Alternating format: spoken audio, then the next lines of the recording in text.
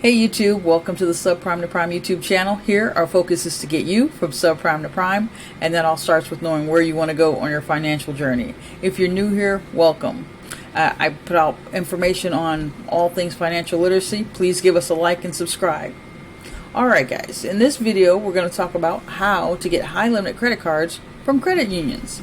Now, credit unions, everybody loves a good credit union. They offer a wide variety of different products, and their service is just second to none in comparison to the big banks. But obtaining a high limit credit card from a credit union, it kind of involves a few steps and considerations. Now, first, you're going to want to choose a credit union that aligns with your needs and, that's convenient for you, and figure out what their membership requirements are. Now, I've spoken about it before, but pretty much there are some credit unions that have geographical restrictions, others that have a major affiliation, like Navy Fed. Navy Fed is a military affiliated credit union, but PenFed isn't, and is wide open for national membership. And I also spoke on the American Consumer Council, which costs about $8 to join, and it gets you into a whole host of credit unions because of their affiliations. Now, once you find one, the simplest thing you can do when you find a credit union is give them a call and find out if you qualify and what you can do to qualify, if you don't want to do a Google search. But those are how you get into and meet the membership requirements. And then the benefits of credit unions as opposed to the big banks are, they often have lower fees and better rates than traditional banks because they operate as a non-profit organization, serving their members. Now, here's the nitty-gritty of it all and how you can acquire high limit credit cards. What you're going to want to do is, one, it helps to have a high credit score, and making sure that your credit profile is built out appropriately, meaning that you don't have any derogatories that are weighing your credit score down, that your utilization, I should say, on your credit cards isn't maxed out and, at capacity. You want to have low utilization. Typically, they say under 30%, but I would venture to say you need to bring them down below 10% for optimal, approval rates. Now, it's going to vary from profile to profile, but that's typically a good rule of thumb, going all the way below 10%. That's where the good stuff happens. Okay, so, and the actions inside of that, making sure your profile is good, is you pay your bills on time, reduce your debt, and avoid opening any new unnecessary accounts, and then regularly monitor your credit reports to kind of ensure everything is good to go on there. You got everything accurate, addresses, everything.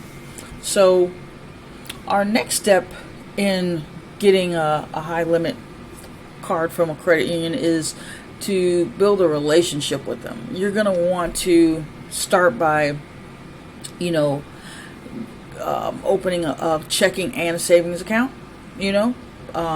and then go for one of their small loans, like a small signature loan, or like with Navy Fed, you can do a secured loan or a pledge loan or something to that effect. So the more products you have, ultimately the better relationship you begin to build with that bank. And then make sure, if you can, pay your balances in full each month, and just keep utilizing the product that you get, and just have that consistent engagement. They love that. Credit unions really love engagement. It means you're working with them, and then they can see that you're being responsible, and then they'll want to do business with you. Now, do your research on the credit cards. There are many credit unions that offer credit cards that go all the way up to $50,000 per card. Some are 30 and some are 25 and so on and so forth. And, if you have a goal card that you want to shoot for and reach, it's best that you kind of dig into their website, poke around, and see what it is that they offer under the borrow section on the credit card section. So once you decide on a card that you want to shoot for, it's best to make sure that you can qualify for their minimum amount that they allow. So typically, if a card is going up to $50,000, their minimum or base amount is probably around $5,000 or so. These are ever-changing occurrences with credit cards, so you'll have to check it out when it's your time to actually apply for that card. So you want to make sure that you can reach the minimum. So if you do reach the minimum, throughout your time with the card, you can apply for credit limit increases, and always try to avoid credit limit increases.